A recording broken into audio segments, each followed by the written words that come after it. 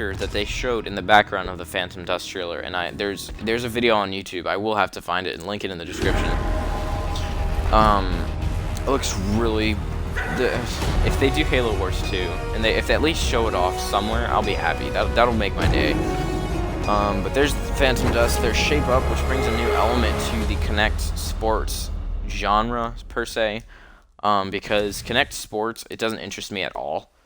But Shape Up, it looks like they're bringing more of a focus on the video games themselves inside of the Kinect Sports, so to speak.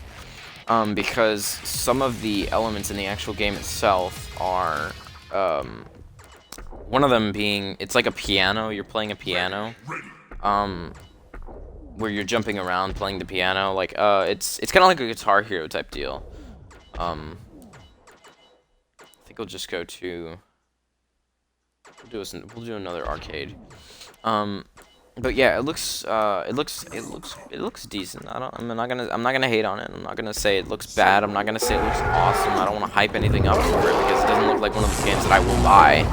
But if they have a demo, I'll definitely try it out because I'm not a big fan of Kinect games at all.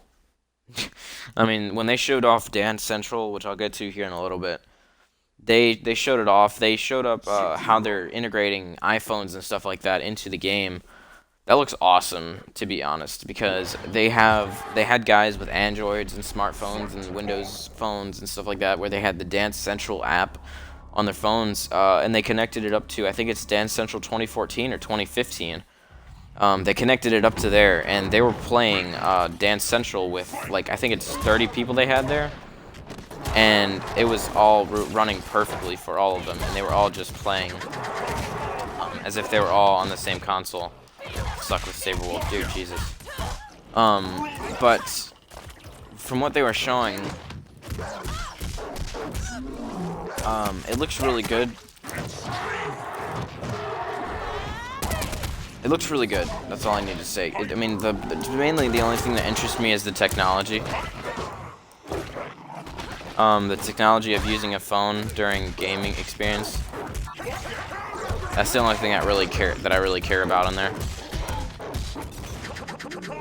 So let's move on to the next honorable mention is Little Big Planet 3. I've never been a big fan of Little Big Planet, regardless of the fact that I'm an Xbox user. I did play PlayStation at one point, and I have a reason to have liked it, but I never, like, I liked the first one, it was alright. But then the second one came along, and I was just kind of, it's not that it was bad either, it's just the fact that it was only on PlayStation for one, as well as the rest of the Ratchet & Clank series. I wish they would announce something for that, but I'm gonna say no. But Little Big Planet, I think it was only on the PlayStation 3. I don't remember because I forgot which console I had it on. But I liked it the first two. I got the one on the PlayStation Portable way back when. I liked it. It was fun. But I don't think they should have to do another installment to the entire game for the next gen release. It's not worth it, in my opinion. I know some of you might agree with or disagree with me when I say that, but not a big Little Big Planet fan. Never will be again, because unless they can bring some kind of awesome elements to it that make FPS genre people like me interested, otherwise I'm not going to buy it. The only reason I would really want to buy a PS4 is because of Warframe, and that's coming to Xbox One here soon. I don't know when. They haven't really given a release date yet. But, God, I'm getting destroyed here. My God. But they announced that the Warframe will be on Xbox One at this E3. They just announced it. They gave a trailer for it. Looks really good. Same as it does on PS4 or PC and all that stuff. And again, it's another one of those things that PS4 people, they keep coming onto an Xbox video and talking about how much better it looks on PlayStation 4. Little do they know, it looks the same on the Xbox One. But, you know, let's just leave all the fanboys off to themselves. I'm not going to judge them. If you like PlayStation 4, more power to you. I never will like PlayStation 4. I probably will buy one just to play with a couple of my subs. That's it. I literally have no reason to buy a PlayStation 4. If anything, I have a reason to buy a PC. That's it. Because PS4, no. No. Not my thing. Never will buy it. Never will be interested in it, unless if you guys want me to. But for as far as the next game here, there's actually several hundred games that they announced for ID at Xbox. It's called, or it's actually their indie games program. They call it ID at Xbox. We have, I think they showed a trailer full of, I think, like 30 or 40 ID or independent games that are coming out. Excuse me. I think there are like 40 independent games that are coming out. I think this year. I could be wrong. There are a couple, like Buckethead, I think it's called. I don't even know anymore. I think it's called Buckethead. I could be wrong. Nope, I'm gonna get shadow countered. And then another one. It's another. I think this is another indie game. I could be wrong. It's called Happy Wars. Apparently, people like that game.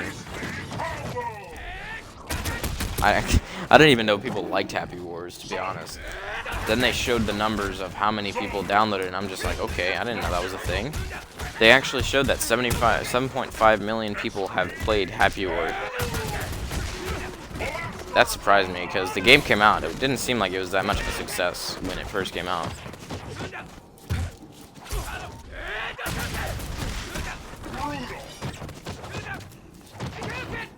Oh, that's gonna hurt.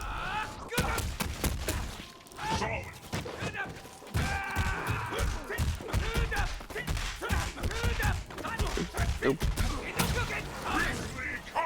Okay, I'm sorry for getting sidetracked here. Next game is the Fable Legends, and it's beta. Again, it's another one of those games that everybody's hyping up for Xbox. Never really liked Fable. They gave away Fable 3 a couple of months ago. It's actually one of the first games they gave away free on the 360. Never really liked Fable. I'm not gonna lie and say I did either. I'm not gonna say I even liked it in the least bit, actually. It just wasn't my thing. I never really liked Fable. Never will. Unless if this beta is something spectacular, because it's supposed to bring a completely new gameplay element where you get to play as the bad guy. You place all the NPC bad guys, the NPC bosses and mobs and stuff. If that's how the game is going to play out, I might actually enjoy that. I am going to participate in the beta, as I was one of the first people to sign up. I think I will get it. I don't know. Like, I think I get the beta code because I signed up. Like, I was watching the E3 press conference, and the second that they showed that they were going to have a beta for it, I literally just turned on my tablet and then just signed up for the beta as fast as possible, because I want to get into every single beta for content with you guys. I'm going to try to get into the Battlefield Hardline beta for the Xbox One, because that's another thing that they are going to be an exclusive about on PS4 and PC. They get the beta like 4 months before the game is actually even going to release. So we get another beta for everybody later on in fall, apparently. Still doesn't compensate for the fact that we don't get a beta at all until fall. Whereas everybody on PC and PS4 is getting to play it early, and they're going to know what the heck to do when they actually start playing the game. Whereas us Xbox One people are going to kind of be like, alright, so what does this button do here? I mean, obviously the controls are the same as Battlefield 4 because it's running on the same engine, first off. It's running on,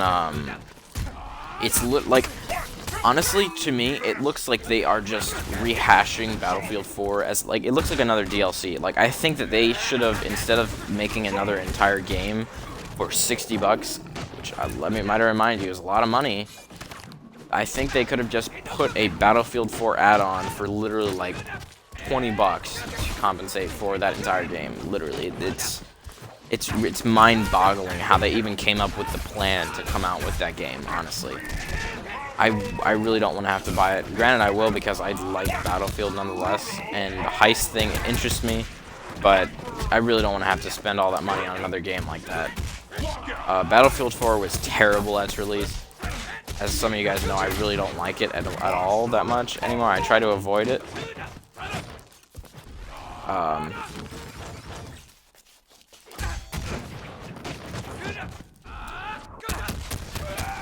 Let's see if we can get an ultra here.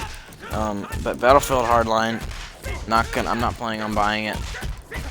Oh, didn't mean to do that. I'm not planning on buying it. I will probably just do it anyways because the guys from my YouTube channel, they want to get it as well.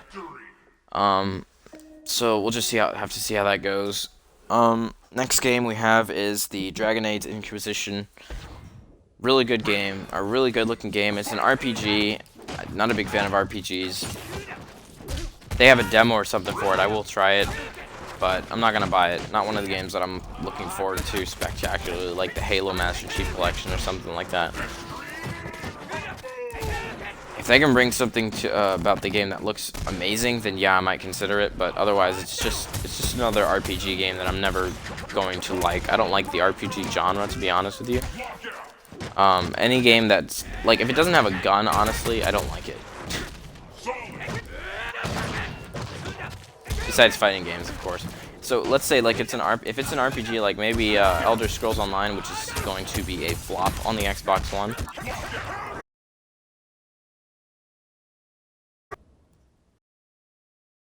Xbox just decided that it wanted to do something else.